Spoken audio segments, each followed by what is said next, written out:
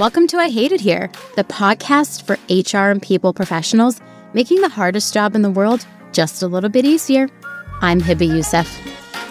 Nothing grinds my gears more than HR teams who all of their goals are just input goals. So launch new benefits platform, deliver new policy. And I'm like, what are you guys doing this for? And you hear oh, it's because we need a new benefits policy. And I'm like, yeah, but why? Oh, because people want one. Okay, but what are we trying to do here? Yeah. Launch a benefits policy. And I'm like, okay, we're getting in, what are we doing? So I think that the ability to shift your team from being like, oh, we're doing this piece of work to we're changing this thing in the team, we're improving our employee lifetime value, or we're increasing the time it takes for somebody to get from onboarded to promoted, or whatever it is that you're trying to do. Think of an actual metric. I had this really big, interesting event recently I did with Troop HR, big shout out, love that group, about how to take marketing metrics and apply them to HR. Marketing is really, really good at output-based, output metrics. And I was joined by my really good friend, CMO of Jim Pass, Ryan, and we talked about what are the metrics he looks at in marketing and how you can apply them to the HR world. And I'm sure there's a recording of it floating around somewhere, but honestly, just go to your marketing team and say, what are the metrics that you think about and how could I potentially think about them in people? Go to your product team, which is what I wrote my whole book about, and ask them, what are the metrics that you look at when it comes to customer journeys, and then see how you can apply them to your people team. And you'll start having good ideas about how you can actually influence change in your company rather than just ship stuff, because there's nothing less engaging for your HR team than shipping a new benefits platform that nobody cares about because nobody needed it and it's not going to make a material change to your company. The key to your business's success? Your people. Get 15Five, the performance management platform that helps you improve employee engagement and performance. Visit 15five.com/demo to schedule a demo today. Social media is where people look for jobs. Hootsuite's social media software helps you make sure they find yours. Broadcast new job opportunities and empower your workforce to share your brand's content with their networks. Find out how at hootsuite.com. Hi, all. Welcome to I Hate It Here, the podcast for HR and people professionals, all about how to make workplace cultures better. I'm your host, Hebba Youssef, and the founder and creator behind I Hate It Here. Each week, we'll dive into a different topic and talk about how it's impacting work and what you can do about it. Joining me today is Jessica. Jessica, you want to give your bio? Hey, I am currently the COO of a company called Whereby. We are a fully distributed video conferencing platform. We're based in Norway, so our headquartered in Norway. We have entity in both the UK and in the US. So I am here in New York City. But prior to my role as COO, I worked in people and legal for a very long time, about 10 years, through Australia, in the UK, in Amsterdam, and now here in the US. So yeah, lots of experience in the people world. And I have written a book recently, which my publisher tells me I should be mentioning in podcasts. So here I am doing that. It's called Built for People. It's a book all about how to approach HR with product management principles in mind. So how to think about things iteratively with user research, design sprints, those kinds of bits and pieces, how to structure your team, and a whole bunch of other fun stuff. So yeah, that's me. It's pretty great. They need to read it. I loved it. You did. That was a great book. Thank you. I was a fan on LinkedIn for years. And then when I saw you were writing a book, I was like, yes, everything this woman writes resonates with me. And then I got to meet you. So that's so nice. A creepy fangirl right now. I really appreciate you saying that. I always get so bashful when people send me nice things on the internet as well. I had someone send me a LinkedIn message the other day being like, I want to let you know that I was reading your book on the train and I loved it so much that I missed my stop. And I was like, girl, it is a HR book. I'm like, thank you. Thank you. That's the nicest thing you can possibly say. It's incredible. It's like, sure. It's not Kafka, but I'm glad. I'm glad you're enjoying it. My book about HR. I'm dying.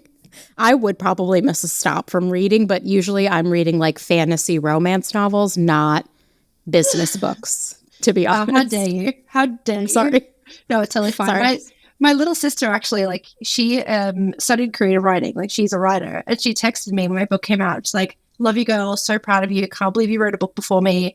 FYI, never going to read it. Super boring. I want to be friends with your sister. FYI, never going to read it. Super boring. In brackets, super boring. I was like, thank you. Love you too.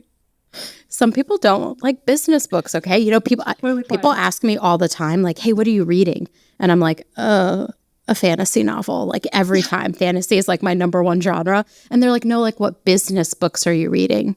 And I always have to be like, like rack my brain for like the last business book I read. I'm like, Bill for People.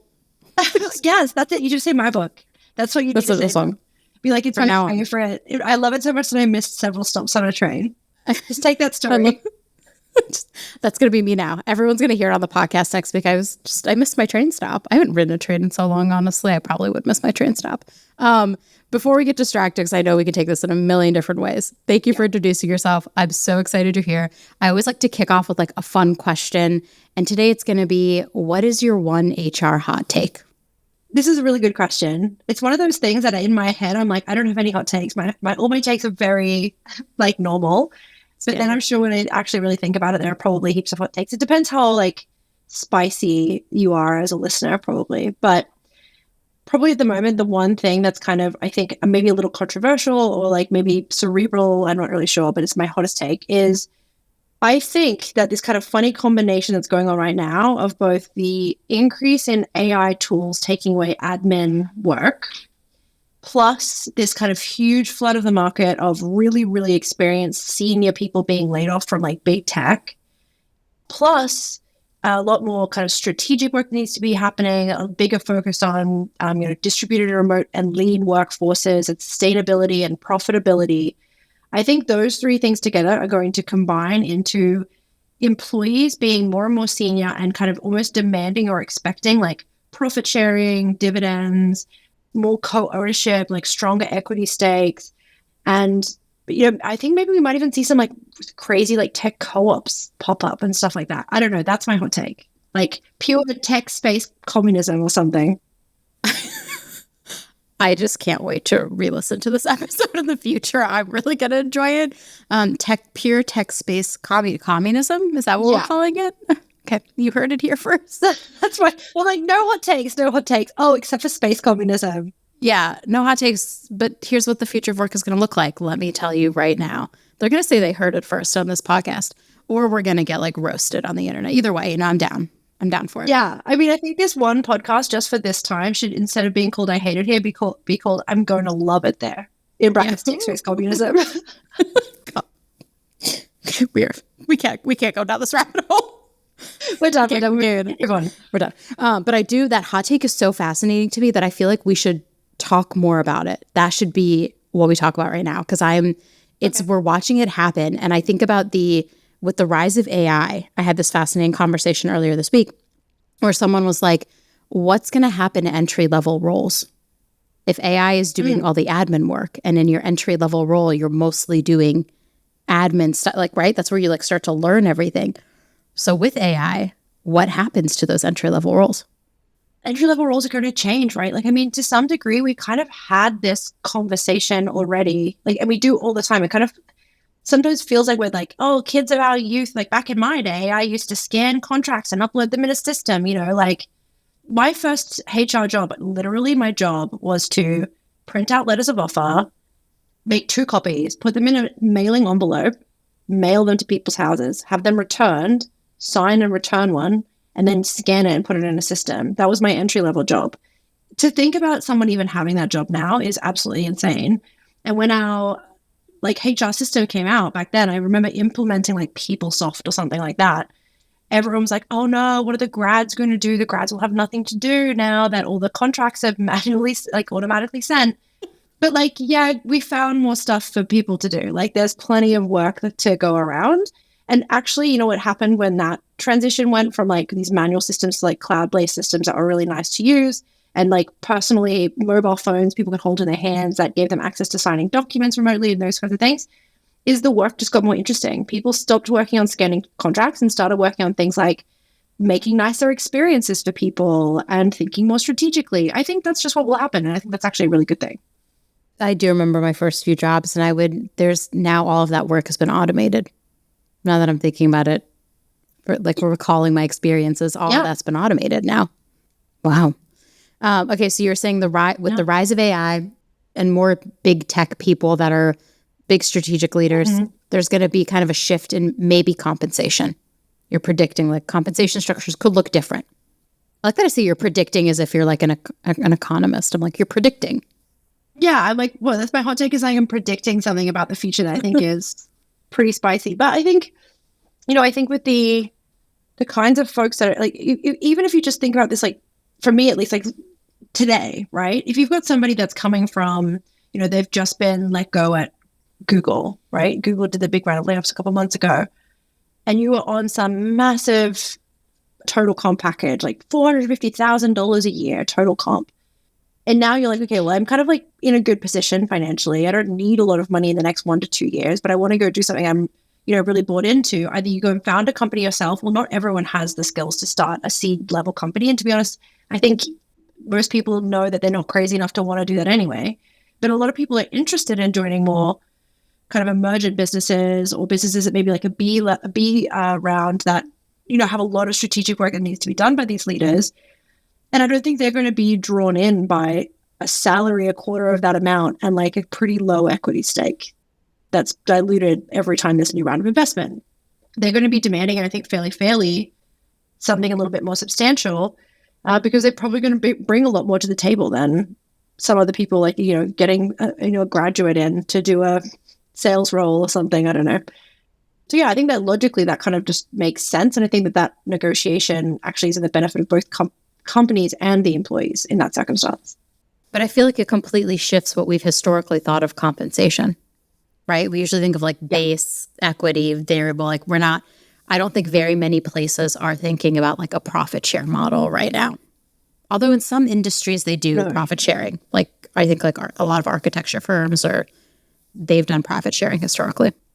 Exactly. And they kind of have like partnership models and stuff, which I think is interesting. Like maybe there's something actually to learn from law firms and architecture firms and those kinds of places where you have partners in the business that are kind of partial owners that also have these very large strategic roles and do a lot of like business development. Like maybe there's actually something that, technology can learn from that. I had this other small hot take, which is in the same vein, which I think is essentially also interesting, which is like, so I just said like, there's this bit you can learn off like architecture firms and law firms, I think, and like the partnership model. There's also another thing that I think is kind of interesting at the moment, which is entertainment businesses. So cinema businesses like Netflix, blah, blah, blah. They've been really for a very long time trying to load off tech, trying to build tech platforms and trying to bring in tech teams. But I don't think that we have really learned very much in technology about how they build their amazing businesses. And something that I find really interesting is the idea that like, if you're thinking about the creation of like a movie, for example, somehow these studios will spin up like, they've got like a $5 million budget, $20 million budget. They spin up this incredible team, this huge mechanism. They build this piece of work, and then the mechanism kind of dissolves and it turns into like IP, right? Yep. There's something about that I think that's also really interesting, especially in this period of like layoffs and ownership and all this kind of stuff I'm talking about, is like for a very long time in tech, we've considered these roles to be permanent, ongoing roles that we will have in these tech businesses, new businesses or established businesses for like potentially forever with infinite growth and infinite scale, and we can get promoted every year and yada, yada, yada. But actually, maybe we could learn something also off these types of businesses that actually they're there to produce something, which in a lot of tech companies, it's the same thing. You've got like 5 years to create a product and then you iterate on it and you grow it in a like repeatable sales function or whatever. Maybe there's actually something we can learn from that kind of world as well in terms of giving people larger ownership stakes, giving people profit dividends, like the big stars in Hollywood movies get like really great residuals deals. I actually think that there may be something in that model as well, which could be interesting in the same mindset. Like if you bring someone in from a massive role at Google that was leading a strategy team and say like, you're just here for a year. That's all we need you for. We're going to give you this much salary, and then we're going to give you residuals for every $20,000 that we sell of your product over the next 5 years. You'll get $2 of every dollar or something, like $2 of every 10 or something. I don't know. That is also, I think, kind of an interesting way to think about it. It changes conceptually what we've always thought about compensation, but I also think it also then enables the people to be more bought in for the time that they were there, where I feel like a lot of places I've been 1 foot in, 1 foot out, where I'm like, oh, I'm going to leave this company anyways. But now if I know that I potentially could earn very real money in the upside, would I be more engaged? Totally. Yeah. And like you would really think about your career as more of a portfolio career there, right? It's less about like this like linear journey of like, I want to get more and more and more senior over time so that I can earn more money. Honestly, I think actually this glass ceiling we see and this like kind of Peter effect, or that one where you like you get more senior until you're the highest point of incompetence. I think you could potentially see those things start to break down a little, because you don't need to be getting more and more senior to earn money every year. You could just be a really fantastic IC, like strategy operations person, and have your portfolio career where you move from company to company and your residuals increase over time depending on the success you've had in those companies. And you never need to have this constant fight for hierarchical power and dominance. I think there's a lot of really positive and interesting things that break down from it. Of course, there's lots of negatives as well that we can probably try to avoid in the way that law firms are structured and Hollywood films are produced. But like, I feel like tech has kind of presumed they have it right. And then the last year has really proven to me that they just like actually don't. I think it's interesting. Everyone used to covet the jobs in tech. Like, I must go work in tech. I must go work at a rapid startup. I got to get Stripe on my resume. I got to get Google on my resume. I got to get Facebook. And now all I hear from people is, I want to leave tech for something more stable, because the last year has just been so tumultuous. And the thing that I think really has brought about the tumultuous nature is that historically VCs have focused on that hyperscale model that you and I have talked about, where it's like, add more people, throw more bodies at the problem, and that way you are successful. But we've seen that that's not true. VCs have never been bashful about either saying that that's what they want people to do, and they've actually never even been bashful about the fact that it's risky, right? Yeah. Like venture capital is literally a risky investment, like comparatively to like when bonds or something, right? Like, but for some reason, and I think this is mostly honestly HR fault, we have marketed ourselves as being these like stable, progressive careers where you have these really nice salaries and beautiful benefits forever, and you have these permanent jobs and you can infinitely grow and infinitely progress. And I think that's just like, it's always kind of been a bit of a lie, or at least it was a short-term truth serving the businesses to try and get hyperscale, but they were hiding the fact that the risk really did exist. Like the risk in the market is massive in tech, right? So I think that's partially HR's fault, but I think it's also obviously VCs. I don't think VCs have ever lied about it, basically. I don't think they've ever been unclear. No, they've been very honest about who they are from the very beginning, and it is risky. But I think the thing that's getting to be interesting now is employees are more cognizant of that risk. That this last year, I had a lot of friends be like, oh, I never knew I was supposed to ask for how much runway a company had when I was like going through an interview process. And I was like, how would you not ask that question? Like startups, we've all seen the numbers, like 2% of companies will see an exit, and the rest of them are going to rely on raising more money to continue existing. And that money sometimes runs out. But people, I think, until this like last 2 or 3 years, I don't think a lot of employees knew how to ask that. And I don't know if it's like, I wouldn't say it's HR's fault, but like you're trying to sell them on working at a rapid growth startup. And so like selling them the dream, but then being like, oh, hey, by the way, we also might fail, is like not something I think most HR people are accustomed to doing. I think so. And I think that part of that is because HR teams haven't been given the commercial tools to actually make, oh, we may fail, like actually valuable to a person during the time that they're working there. Other than saying like you get really lovely benefits and you'll get like cupcakes on Fridays or whatever things that you get given. Yeah. A lot of the equity, like the cap table is usually really firm, and the HR team has like a very small part to play in how that equity is distributed. Yes, they may have a budget to distribute compensation, but I think the real push towards like transparent and fair compensation frameworks has only happened in the last couple of years. So it really was like the only tool that a lot of HR people had in their arsenal was to talk great game about the employee value proposition from like a comfort and benefits perspective. And there's not a lot of incentive there to say, in the balance of risk, you may lose your job in a year, but you get working from home Fridays and beanbags. Like that's like, no one would say yes to that, right? No. Or at least maybe not confident. Like maybe I would. I don't know. Who knows what I was going to do when I was like 25? Maybe I would have. Could have said yes to that. It's also just really interesting because the cap table thing, HR, I think, is always underrepresented on cap tables. And I find it very interesting because after your IP, your second most priceless thing is like your people. and your head of HR and your people ops person kind of helps facilitate that, but they're usually underrepresented on the cap table. And then even then, they don't explain to employees, okay, we're giving you these like options, but like, let's say in a buyout, what happens is like, you're going to be the last people who actually get the money. Like it has to go back to the investors before it comes to you. And a lot of people don't know that. They like take their equity and they're like, yeah, I'm going to become a millionaire off of this. And I'm always like, you're probably not. Maybe, but like small percentage chance. I think that comes down to like, gosh, I don't want to say horrible things about HR because I actually like. Yeah, what the hell? This is an HR podcast. Jessica, come on. Like HR. No, I'm a HR person, I guess. Like we all are.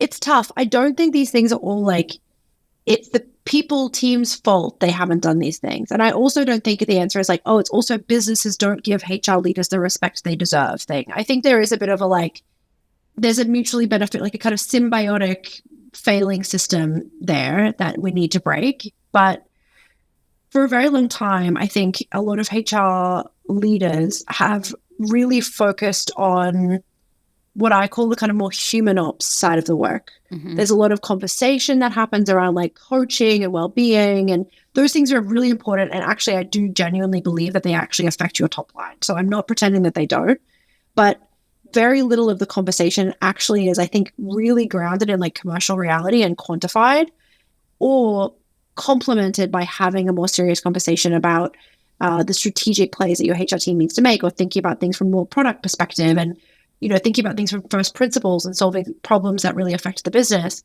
So what ends up happening is HR leaders kind of aren't really taken to be particularly commercially serious, which is, I'm putting in air quotes for those that are actually listening and not watching my face on the internet.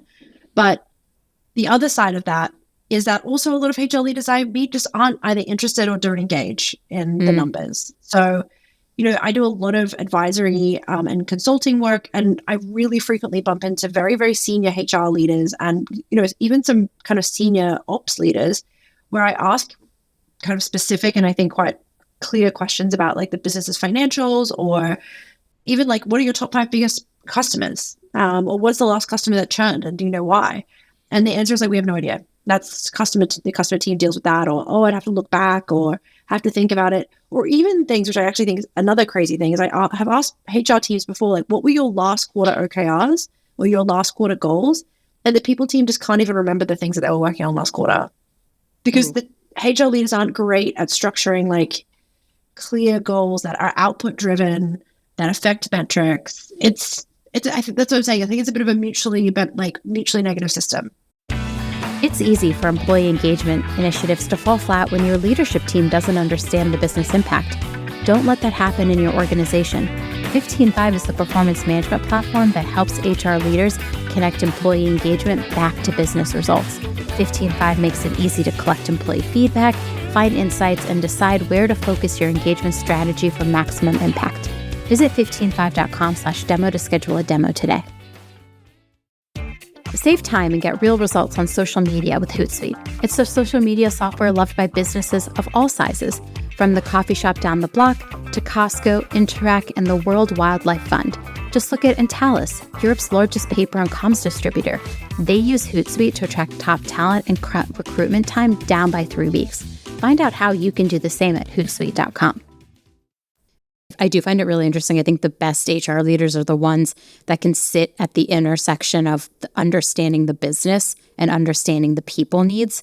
But sometimes I feel like you're not, as an HR leader, always brought into the business. And so it's not for a lack of trying, but like you're not, historically, our function has not been seen as the strategic person in the room. Completely. I mean, I've actually seen that like a material change in the kind of seriousness in which I'm taken in some conversations by just the fact that my title changed from like chief people to chief ops.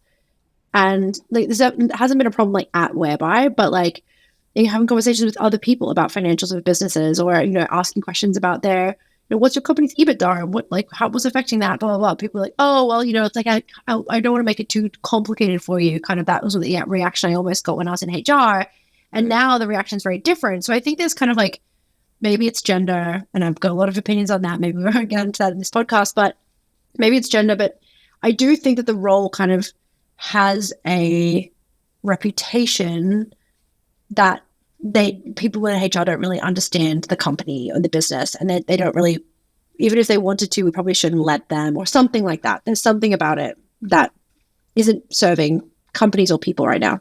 Yeah. What could HR people do to change that perception?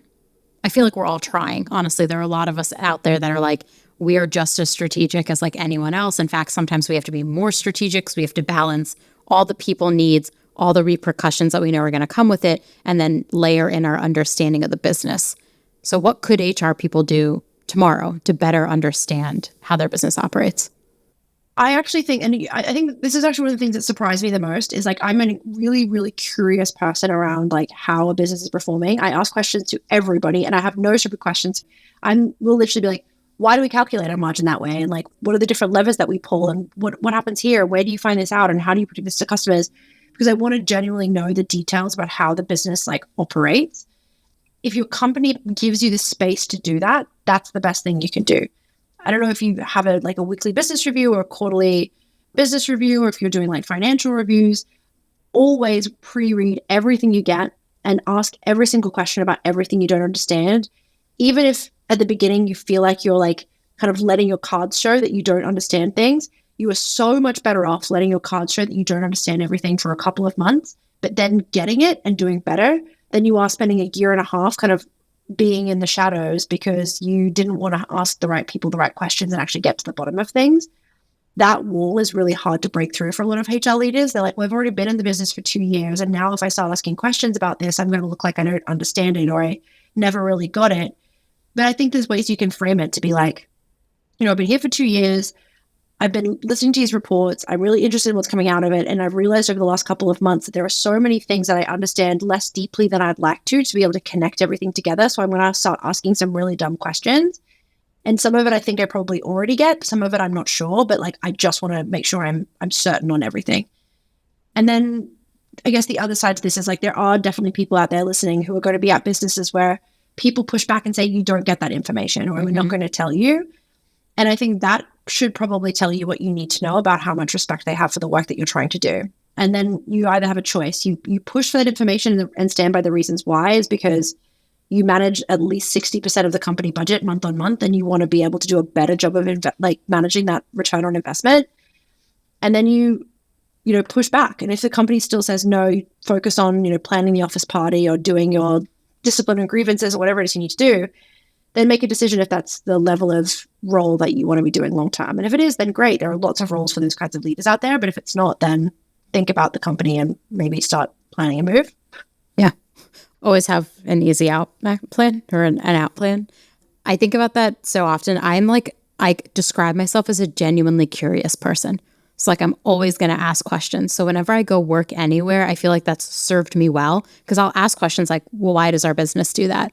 How does that mean it's successful? Why did we set the goal a certain way? Like, why is that the process we run?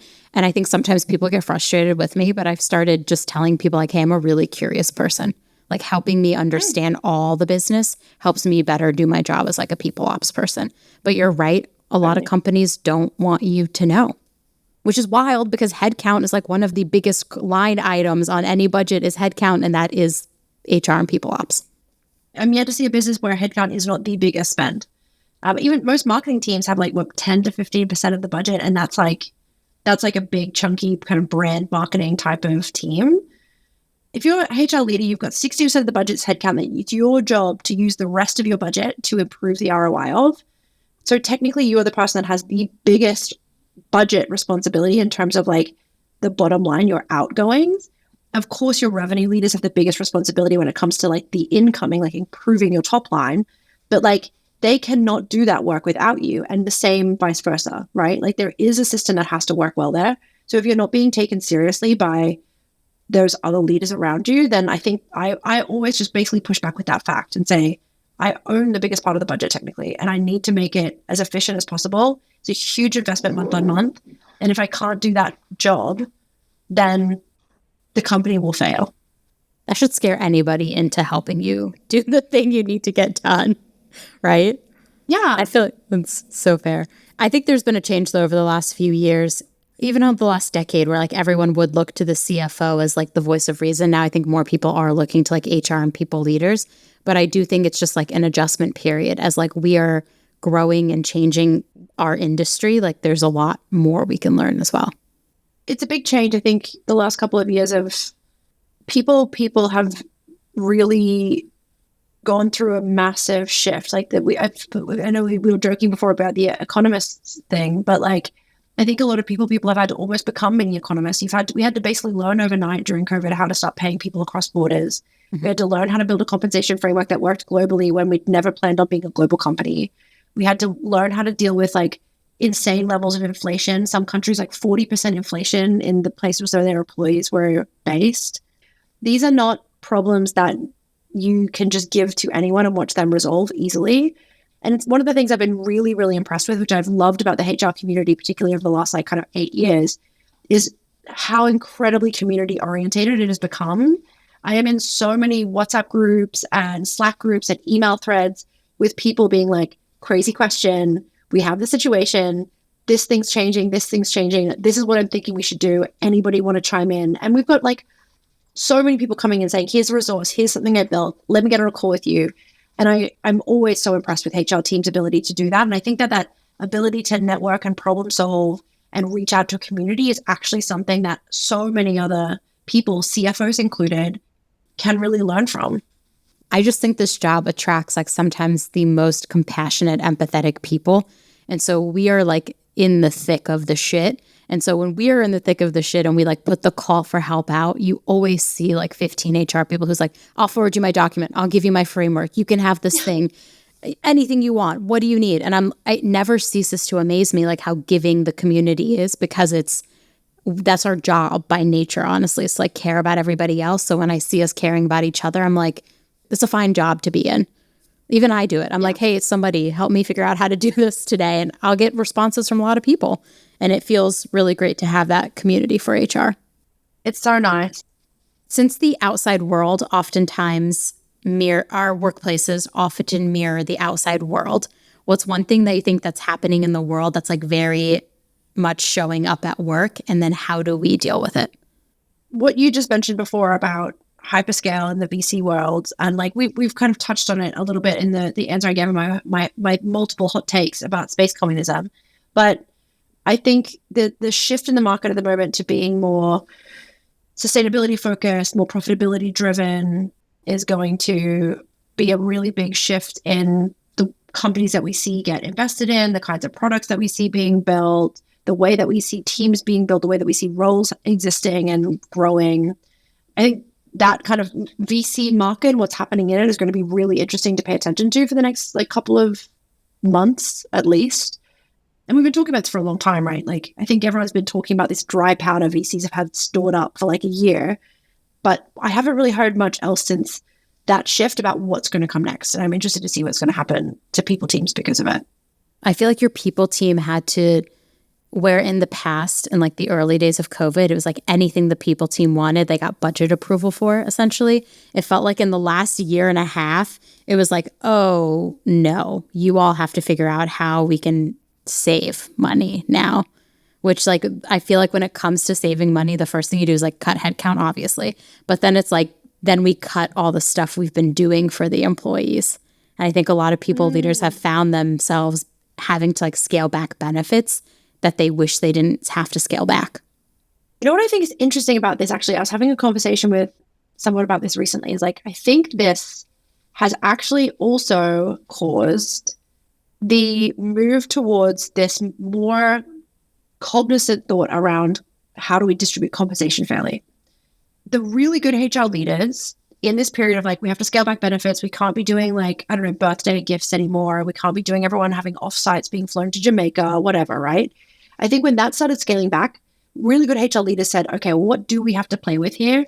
We have to focus on giving people fair compensation. Like, I know there are quite a lot of studies that show that people care more about distributive fairness and procedural fairness around compensation than having more money. They would prefer to have fair distributive processes around how they receive the money that they get than like, obviously within a percentage, it's like 500% more money. People are going to be like, yeah, I'm going to the Bahamas. But if it's like a difference of 5 or 6 grand a year, people would prefer to go with the path that there is a clear and fair process about how they receive that money than like an arbitrary, almost you got pulled from a lottery and here's some bias and you get 5 grand. Yeah. And the reason for that is people understand there's a repeatability to that. They want to see that every year they're going to go down the same fair process and they can predict what's going to happen.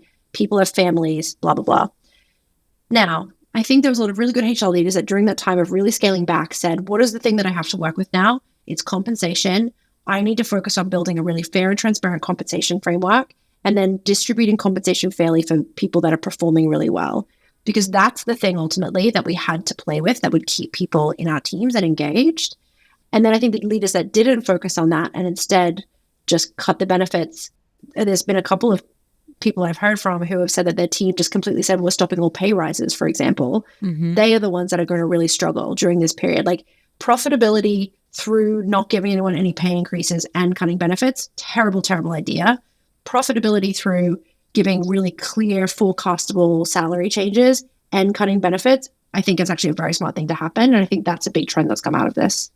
I feel like there's been more just like fiscal responsibility in the last year than the first 2 years of the pandemic. I feel like the first 2 years of the pandemic, It was like the wild, wild west, like work from home stipends, mental health will cover your therapy, your groceries, your childcare. And now everyone's like, ooh, we want to do all those things, but also we can't pay for them anymore. Yeah. I think some of those things came out honestly as being a little silly. Like, maybe this is me not being like a Grinch, but like, I don't want a farmer's market budget. I just want an extra $40 in my paycheck. Like, I don't and everyone need. Else. Yeah, exactly. Right. Like, I'm glad that the days of HR teams being like, oh, we have a special benefit where everyone gets a free access to a pool if you submit your expenses on time. Like, no, I just want you to pay me fairly and for me to have flexibility and do my job and have interesting work to do. I don't need you to tell me to go to the farmer's market and I can expense it back. Thank you. Yeah. It's all also taxed, which people are like, yeah, these expenses are great. And I'm like, all that's taxable income.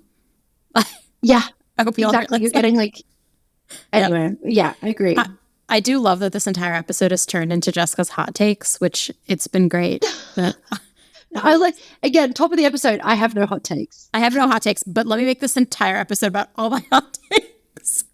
I've really enjoyed this, honestly. This has been great. Any other remaining hot takes you have since I asked that question 20 minutes ago? I don't think I have any hot takes at all. Oh, man. I don't think I have any either. We just went through so much. I'm dead. Okay, so we talked a little bit about the business, the part of the business that the HR leaders should understand. If there's someone listening to this today, what do you think that they can do tomorrow to really set themselves up for success? Other than ask questions, which you also said. Yes, be really curious. I think that's kind of behavioral change. Some more practical stuff, I think, is especially with your own team. Like that's the area that you can I have the most influence over, right? So I would say the first thing that I would do is make sure that your team becomes output orientated. What are your output metrics you're focused on? Nothing grinds my gears more than maybe this is a hot take. Oh my gosh, prepare yourself. This might be one. Dying. This whole episode is just hot takes. Nothing grinds my gears more than HR teams who all of their goals are just input goals. So like launch a new benefits platform, deliver new policy. And I'm like, what are you guys doing this for? And you hear like, oh, it's because we need a new benefits policy. And I'm like, yeah, but why? Oh, because people want one. Okay, but what's it like? What are we trying to do here? Yeah. Launch a benefits policy. And I'm like, okay, we're getting in. What are we doing?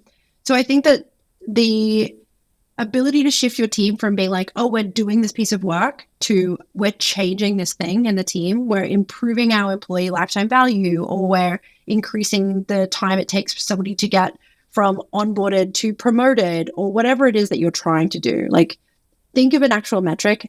I had this really big, interesting event recently I did with Troop HR, big shout out, love that group, about how to take marketing metrics and apply them to HR. Marketing is really, really good at output-based, like output metrics.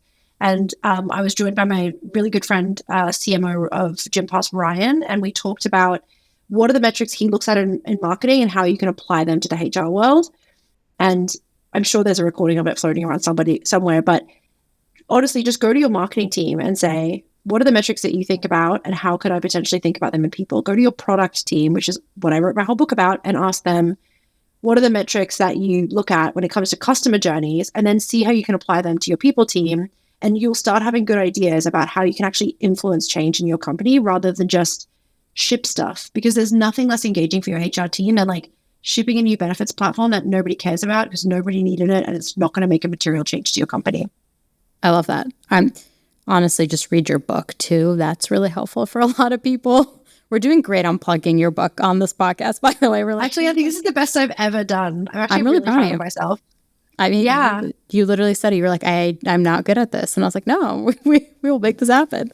I think that's like really helpful. I've never thought about going to my marketing team and asking them about their metrics, but the idea of people ops being a data-driven function, I think is just, it's like music to my soul. I always joke that like data is my love language.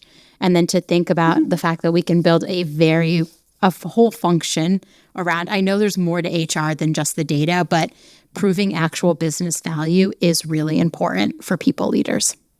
And not just saying, oh, if they're engaged, they're going to do better work. It's like, no, let's talk about what that actually means, because there's so much more to it. But the task list grows long, but I think going out and talking to your product team and your marketing team and understanding how they measure success will be really helpful for people leaders. I love that. If you just make that one change, that will already have such a massive impact on, because that change alone will shift all the rest of the behaviors of your team. You'll then have to start thinking about things from like a problem-oriented space rather than a solutions-oriented space, which is excellent for problem solving and decision making. You then have to be more user research oriented because you have to be able to validate if what you're doing is actually going to affect your output. It will automatically start training you to become more output focused and more like shift into like a kind of more of a product approach anyway. Just that one thing. And there's a bunch of other things you can do. But if I was going to say, if there's one thing you want to really direct your energy into, direct your energy to understanding output metrics and then do everything you can to make sure your team understand them and do them too. I love that. You heard it here first. Okay, so we like to wrap up every episode as well with, God, I have a feeling you're going to have a lot of answers to this one too. I'm going to give you the one HR hill that you would die on. So there's a study that came out a couple of years ago, like an article, I think, actually, on like HBR. And it was this guy saying that he believed, this guy, who's like a very well-renowned academic, like a really, this man. Whatever. Sorry if you're listening, this man.